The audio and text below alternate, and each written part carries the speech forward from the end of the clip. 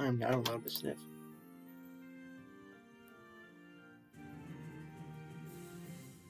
I bet Chatty's not going to work again because I just updated it, and maybe all the settings are not the same. Let's see if it works. I will make sure this time. It worked.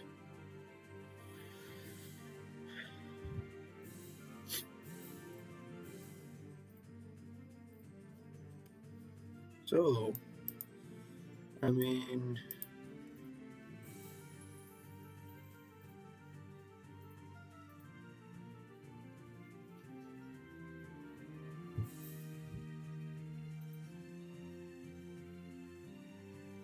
let us determine whether we will have our test tomorrow.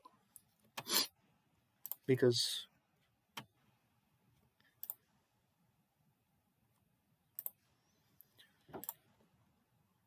I was not there for the beginning of class, so I guess I should watch that too.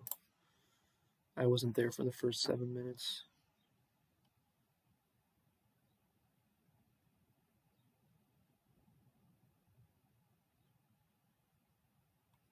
Nice. Tatum, Fever.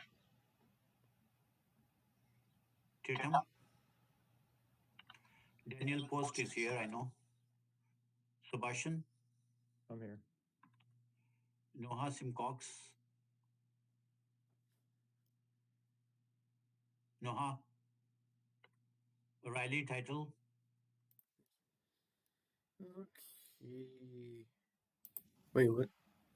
Tatum, Fever. Noha Simcox. Those are 3 absences.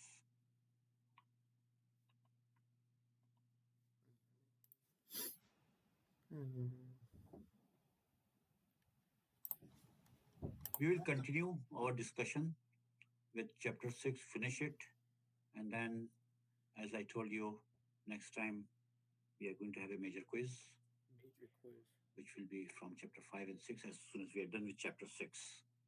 So, quiz can be today or next time.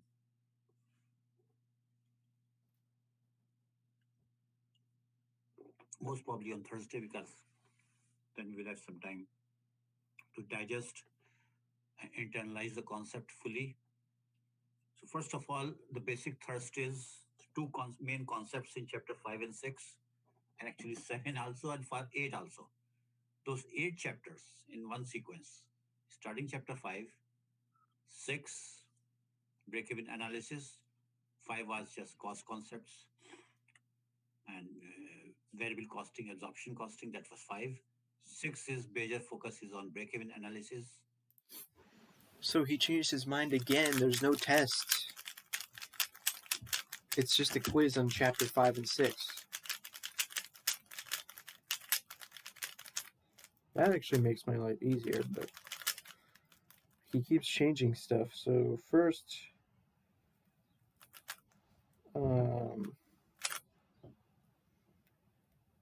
so we had our test, but it was supposed to be just part 1 of the test, and he said we were going to have part 2 in a week. A week later, he says, oh, actually, we're going to move the test to a week later and add chapter 6. And then on Tuesday, he says, we're just going to have a quiz on chapters 5 and 6 on Thursday, so we're not even having another test. So I'm going to go to the end of the lecture to see if there's anything else here.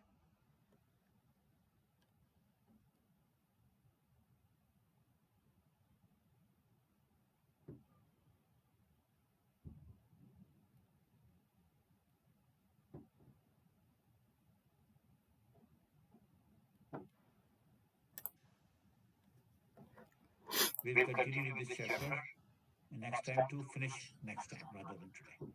It's very important chapter. It's one of the most important chapters of this course. You will be applying it a lot in your practical career, especially anytime you start a small business, large business. With this, and with the news that next time there's going to be quiz from chapter 6, we say bye bye. Good night. Have a good day, actually. So stop sharing. Now the class. I don't know if it's going to also cover chapter 5. I'm probably just going to study chapter 6.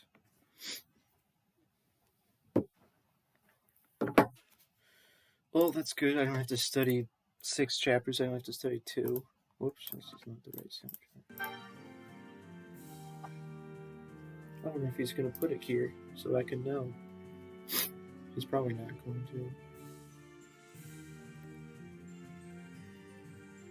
See, I'm probably going to end up doing this homework for chapter 6 today, just to study for that quiz.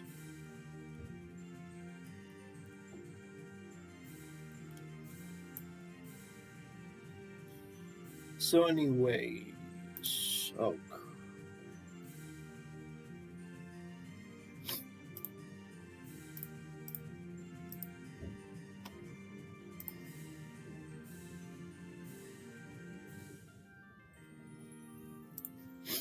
I am now going to skim over chapter 6 and then read the summary of chapter 6. Or maybe I'll read the summary first and then skim over it.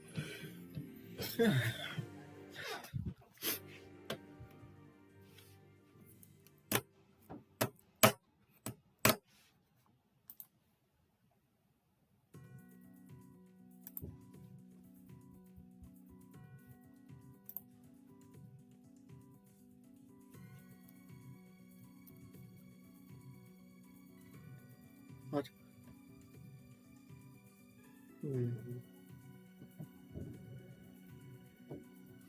Wait, this could be useful.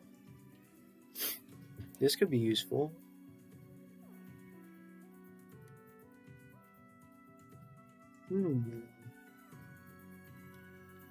I could do this review the chapter thing. I don't know.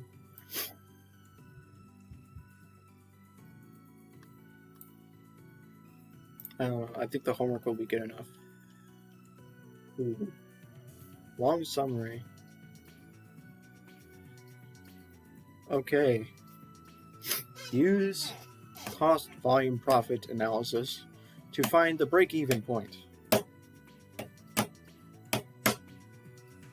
The break-even point is the point at which the company is making zero profit.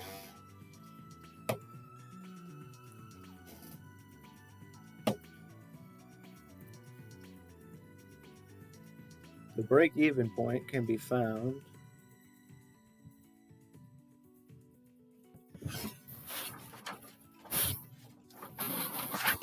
Whoops.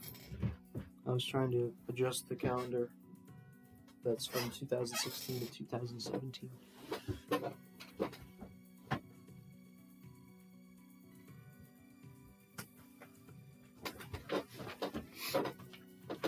And then it fell. The page that I always had it on was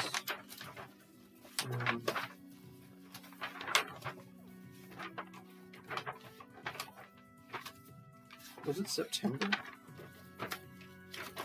Oh, it was. Maybe that's why the pages were flipped. Right.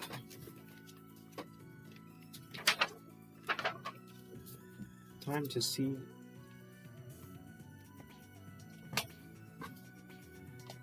Yes. Yes. Okay. Wait. What? Wait a minute. Why is the screw so far in there? I don't even know how this managed to stay up this whole time.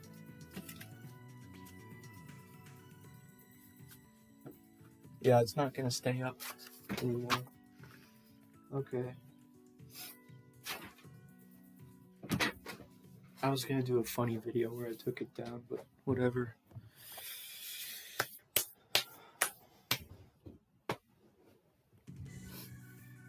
The break-even point can be found using the profit equation method. Where is my... I really need to know what this thing is called.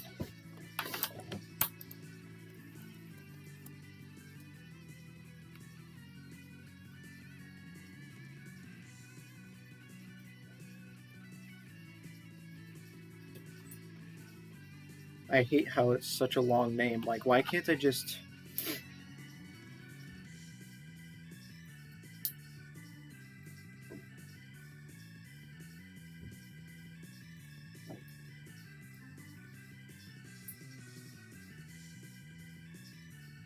Fidget toy, chain track, bend and twist in wacky, crazy shapes, puzzle. Yeah, there's no good name for this. Chain thingy.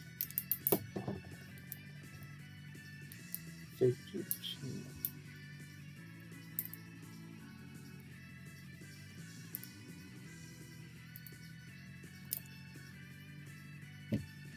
The break-even point can be found using the profit equation method, the unit contribution margin method, or the contribution margin ratio method.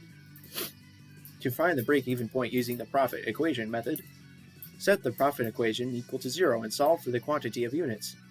To find the break-even point in units using the unit contribution margin method, divide total fixed cost by the unit contribution margin. To find the break-even point in sales revenue using the contribution margin ratio method, divide total fixed cost by the contribution margin ratio. That sounds very simple. 2. Use cost volume profit analysis to determine the sales needed to achieve a target profit. All this stuff sounds kind of like algebra. Target profit analysis is an extension of break-even analysis that allows managers to determine the number of units sold or total sales revenue required to earn a target profit. For a business to earn a profit, its total contribution margin must be enough to cover fixed costs plus the desired target profit. Target profit can be analyzed using the profit equation method, the unit contribution margin method, or the contribution margin ratio method. To determine the number of units needed to earn a target profit using the profit equation method, set the profit equation equal to the target profit and solve for the number of units, Q. To determine the number of units needed to earn a target profit using the unit contribution margin method, divide the target contribution margin, total fixed costs plus target profit, by the unit contribution margin.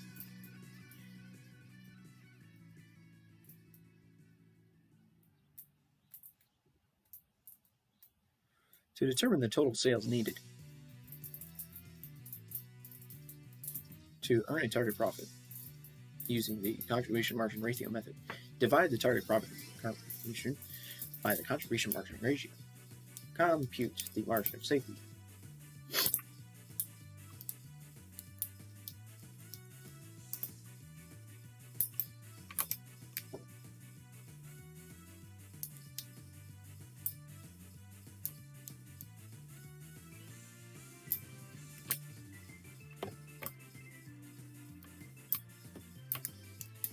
The margin of safety is the difference between actual or budgeted sales and break-even sales. It indicates how much cushion there is between the current or expected level of sales and the break-even point.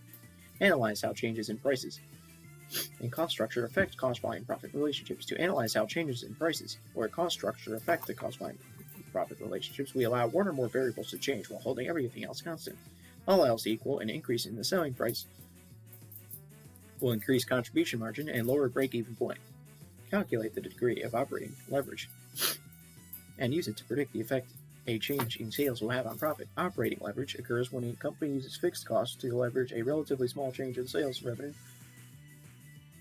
into a larger effect on profit. Degree of operating leverage is calculated as the ratio of contribution margin to net operating income. This number is the multiplication factor that explains how a percentage change in sales revenue translates into a percentage change in profit.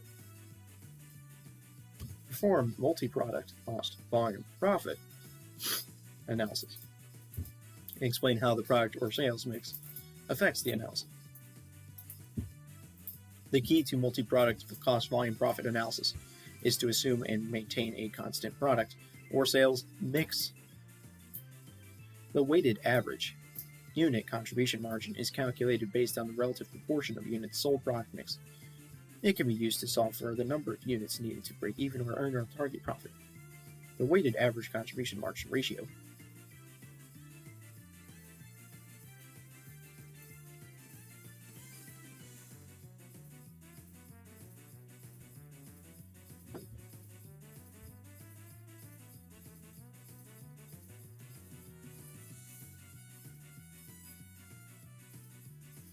The weighted average contribution margin ratio is calculated based on the relative proportion of total sales revenue, sales mix.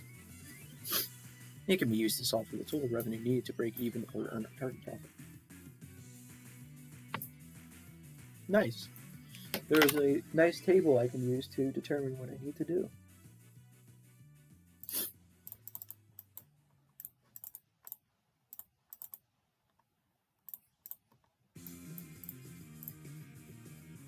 I wish there was a way to save this table.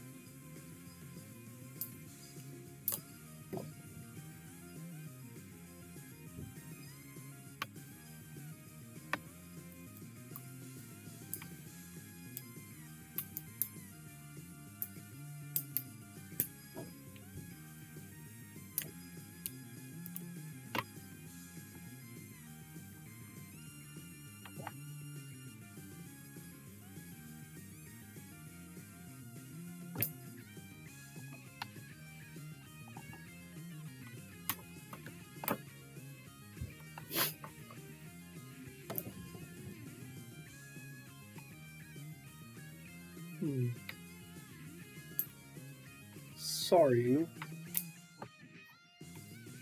The problem is I don't feel like reading this whole chapter. That's the problem, folks.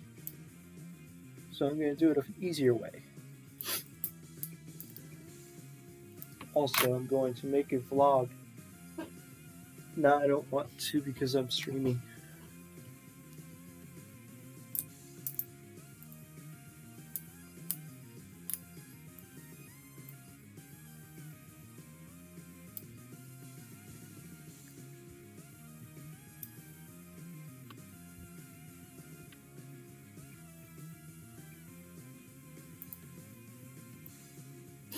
Let's see.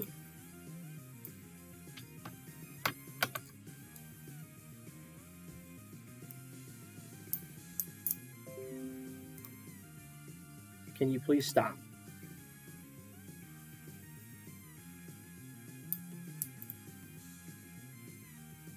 It says it will take 1 hour and 12 minutes. Here we go. Drinking water stream.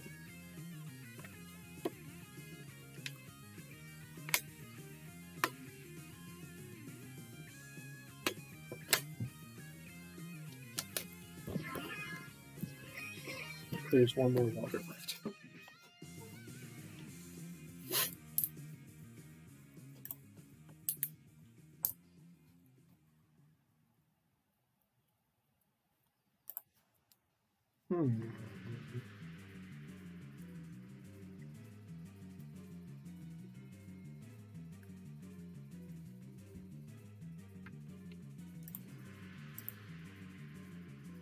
CVP analysis can help answer the question of how net income can be increased.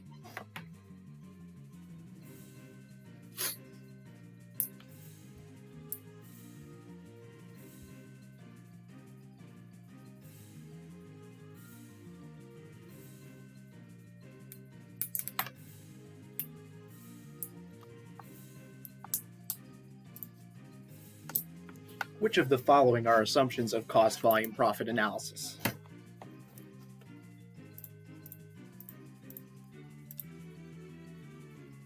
Okay, here are the assumptions of cost volume profit analysis. It assumes that all costs can be classified as either fixed or variable. It assumes that in multi-product companies, the sales mix is constant. And it assumes that product volume is equal, or production volume is equal to sales volume. I don't really know what that means. What is production volume and sales volume? Oh, it's the amount of stuff you produce compared to the amount of stuff you sell. Now, total It does not assume that total cost and total revenue are affected by what? Okay, so an assumption of CVP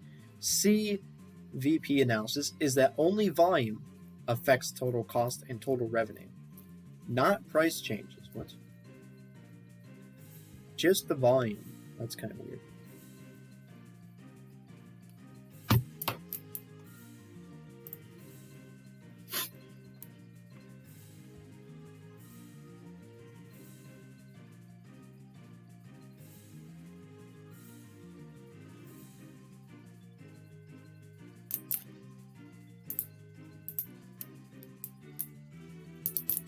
Now, when constructing a CVP graph, the place where the total cost line intercepts the y-axis represents total blah costs. I think it's fixed costs, because we were doing that with a different type of problem too. The distance between the total revenue line and the total cost line. You know, I should kind of look at the part that's relevant to this because I don't really know what they're talking about with the graph.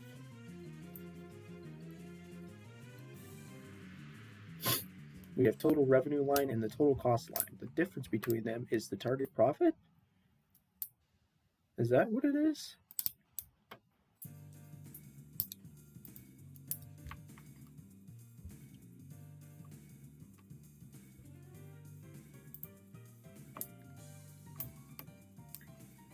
Oh, wait. It's the...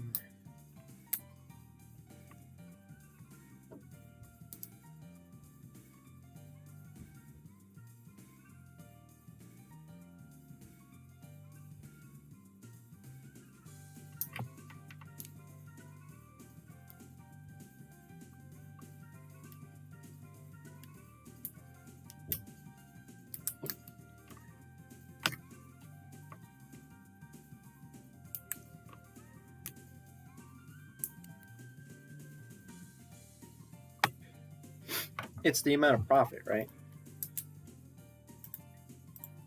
Nice. At the break-even point. I'm tired of this already. It's only been 23 minutes. I'm already tired of this, but obviously I can't just quit because otherwise I'd fail my quiz. So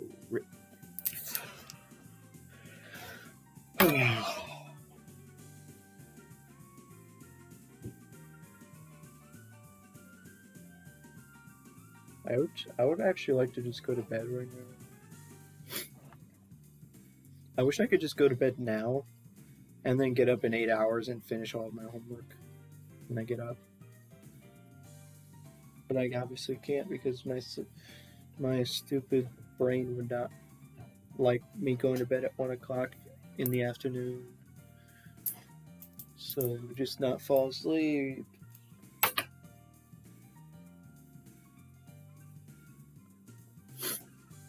So at the break-even point,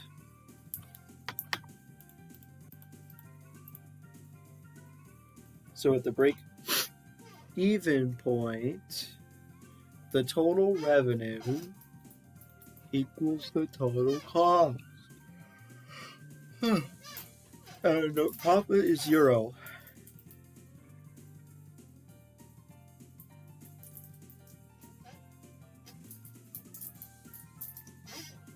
I could have easily figured that out. CVP analysis can be useful when deciding stuff.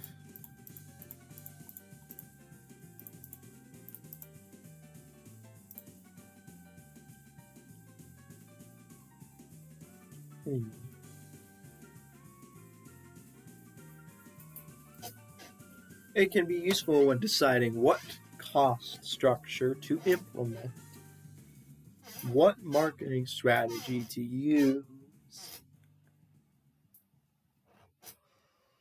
which products to offer,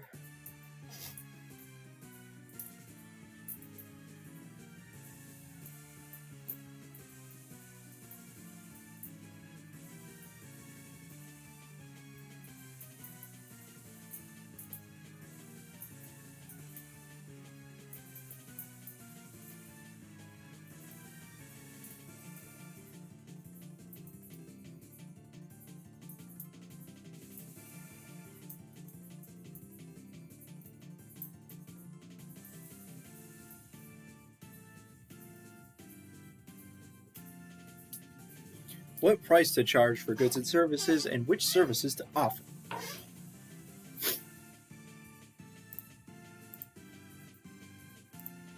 Now, according to the assumptions of CVP, something will not change as the volume of a product increases or decreases.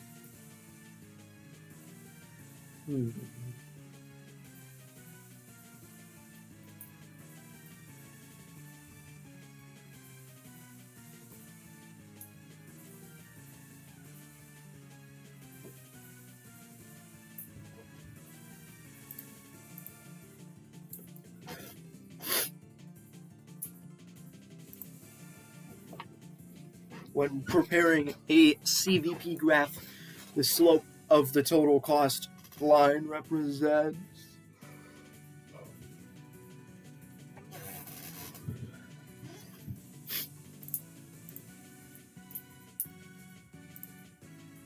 I think I might not just be tired. I think I actually have fatigue. Wait, isn't fatigue just another way to say that you're tired?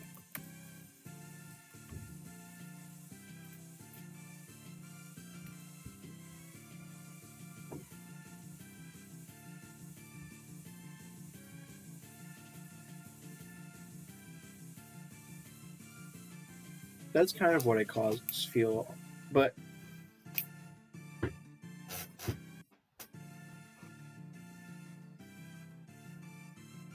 I don't know if I ever have real fatigue. It's just tiredness. Maybe it's kind of like a spectrum of you're tired, and then farther down the spectrum is fatigue. But I'm not quite into the fatigue section, but I'm getting closer to it than usual.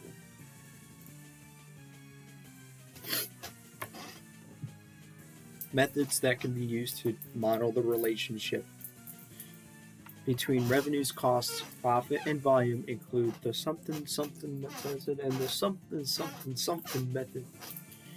Oh, that's actually in the summary.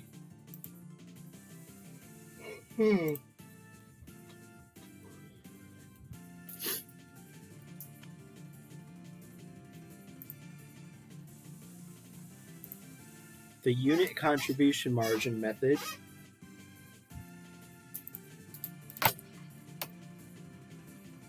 and the contribution margin ratio. I just had a lisp. Wow, that's the first time I've ever had a lisp in my entire life.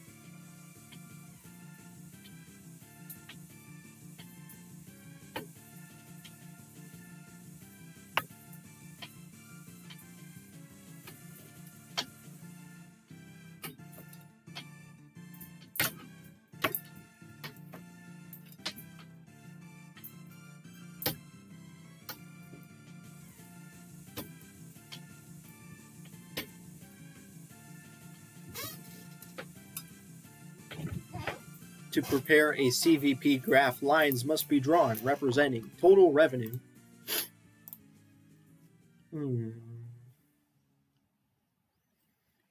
Total revenue, the total cost line.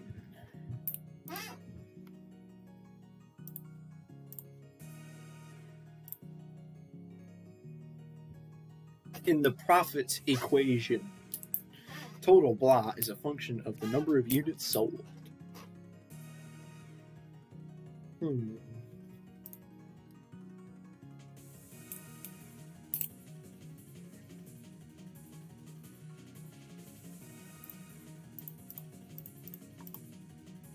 Wait, I can figure this out.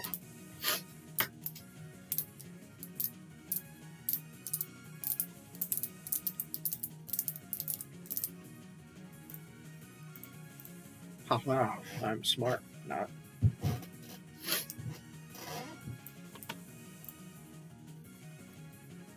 The break-even point is reached when total revenue equal to total costs.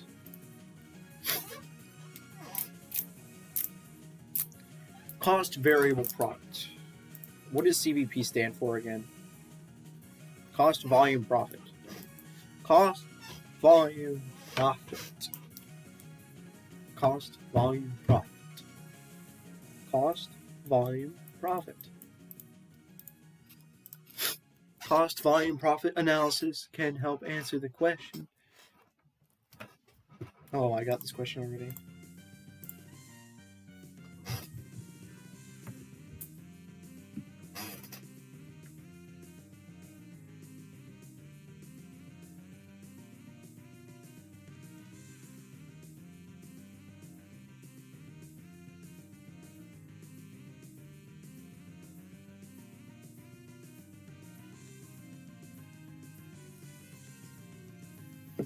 Hi, Chris. I am not having fun right now.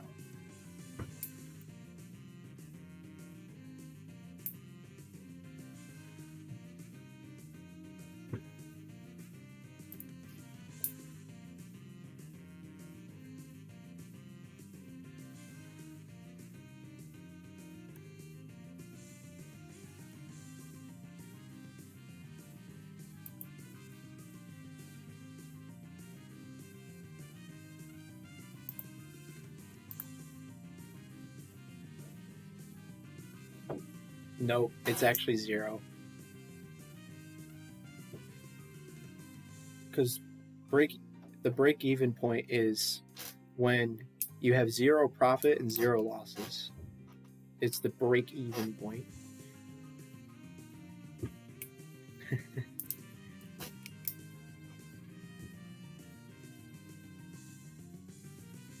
You haven't had management accounting, so I won't blame you for that one. You took intermediate financial accounting.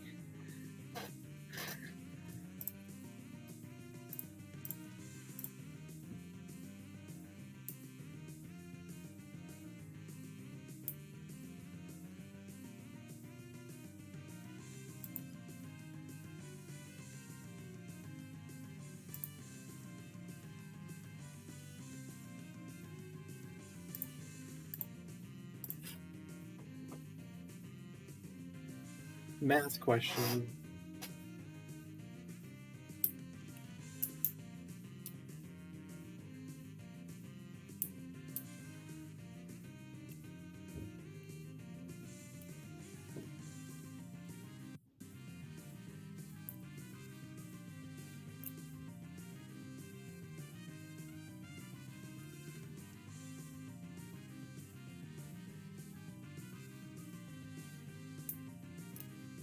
I don't know how to do this question, so I'm going to have to read the textbook for once in my life.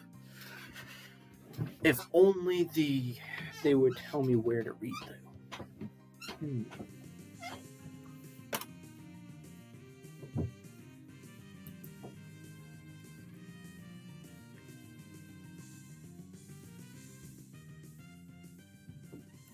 Wait, you say 250 is the answer?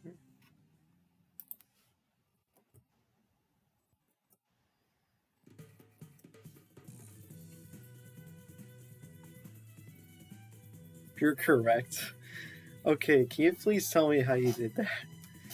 Because I don't feel like trying to look for how to do that in the textbook.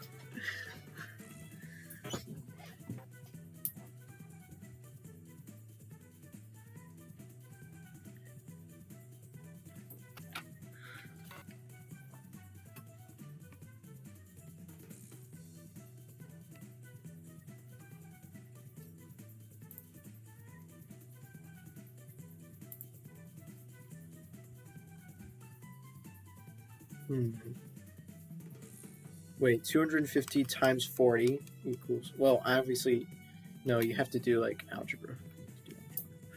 So you're. Okay, if you make. You probably have to do some kind of algebra to do this. You took the profit. Oh, you took the profit and took 15,000 and divided it by 60.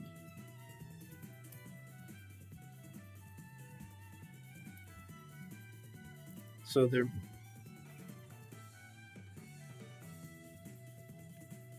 So the fixed cost divided by.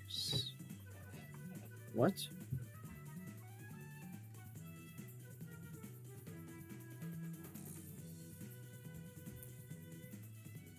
Wait, so you did the fixed cost divided by the profit per unit?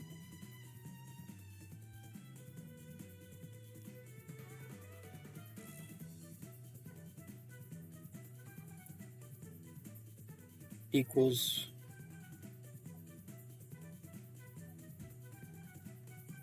the number of desks times the amount of profit you have equals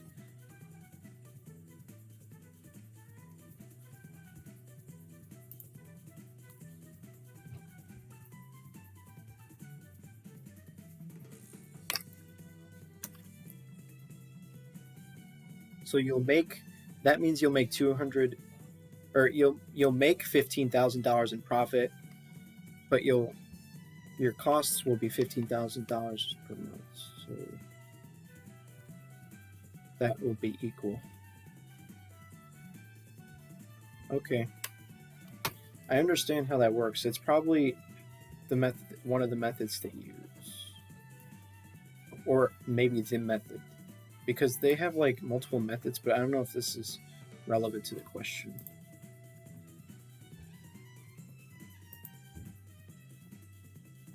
Yeah. Yeah.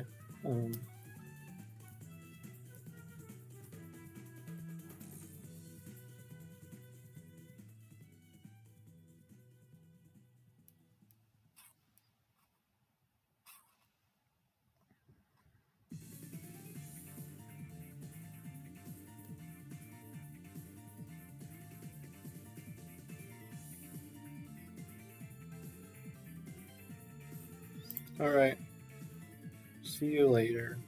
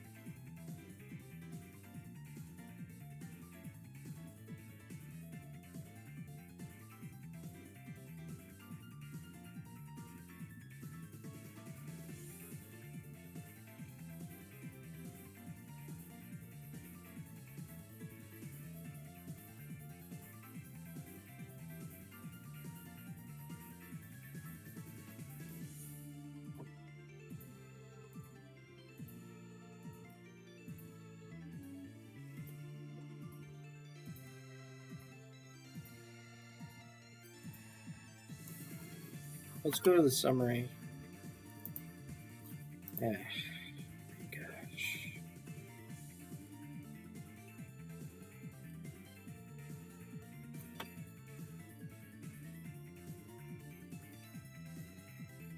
I might like this method the best, but I think I'm going to have to learn all the methods, which really sucks.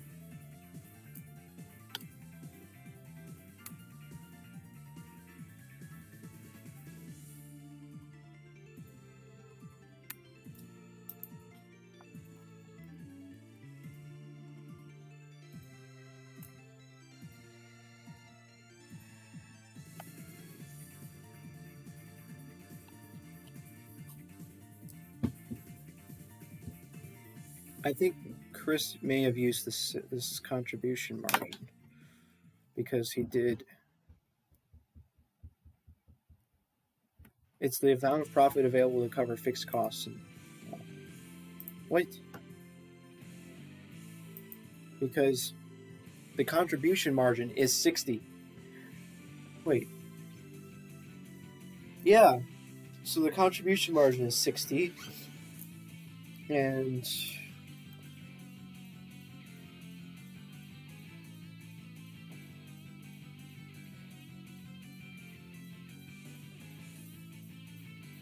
the total fixed costs divided by the unit contribution margin is equal to what? Break-even units Q.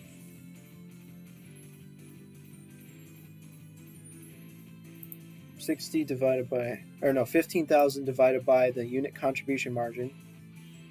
Yeah, that's what Chris did. He did this method. Nice. At least I figured out that. So Chris used this method. Let's do all three methods. I hate my life. Why do I have to use 3 different methods to solve one question? Why can't they just teach you one? Can they just say, only learn one of the 3 methods and stick with that forever? Because what's the point of using 3 different methods if they all come to the same answer?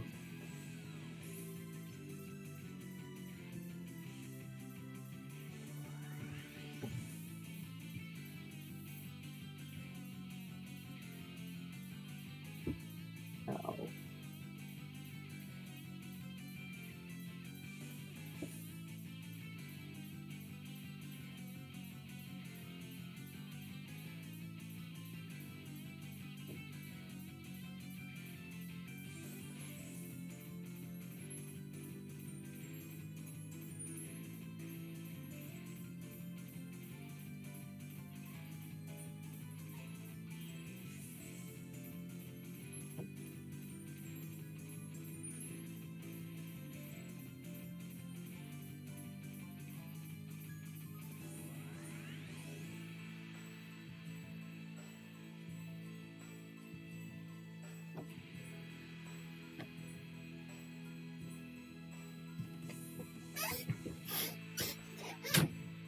So, yeah.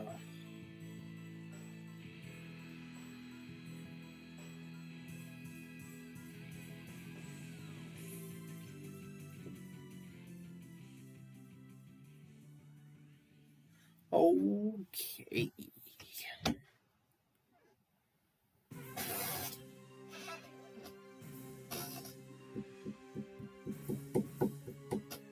The total sales revenue minus the total variable cost minus the total fixed cost is equal to profit. The unit price times Q is equal to sales revenue. What is Q? The quantity of units sold. The unit variable costs times Q is equal to the total variable costs and the total fixed costs, and that equals profit. Now, to do this, what you do is take the individual components and plug in the numbers that you know, and then solve for the number that you don't know, and you set profit equal to 0 to get the break even. So if you know that your unit price is $2.50 and that the unit variable costs are $1, and that the total fixed costs are $12, $12,000. Set profit to 0 and solve for Q, and you end up with the quantity of 8,000. So wait, what was our question again? Yeah, that's exactly what our question is. So you could either do algebra, or you could do calculate the contribution margin, then do total fixed cost divided by contribution margin equals the break-even units, number of units. Okay, and that's that method. And then the third method is contribution margin ratio method.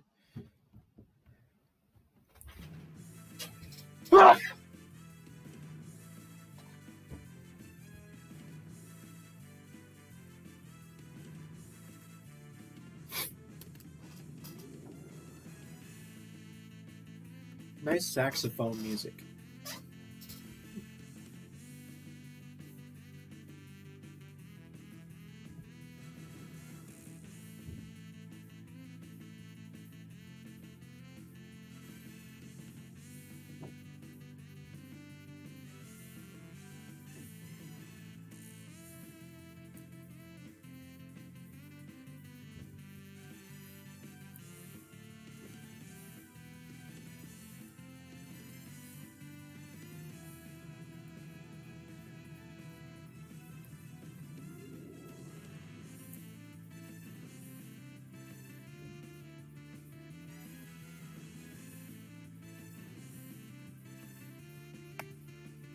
So if you have the contribution margin ratio is equal to the contribution margin per unit divided by the sales price per unit, and you get the margin ratio.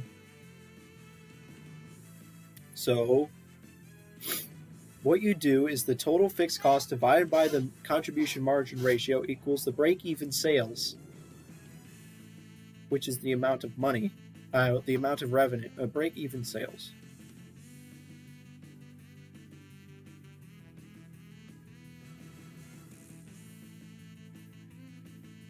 Okay, so there are different advantages to each method. This method gets you to the break-even sales quickly. The first method gets you to the break-even units quickly. What about this method? What does this do? This one you can do. This one is good for anything because all you have to do is plug in the information you know and then solve for the information you don't know.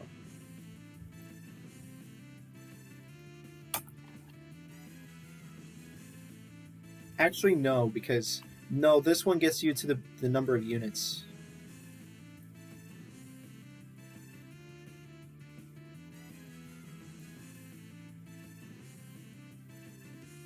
Now that I know that, we will go to the next question. I wish they would tell you which method you're supposed to use. So that. Come on.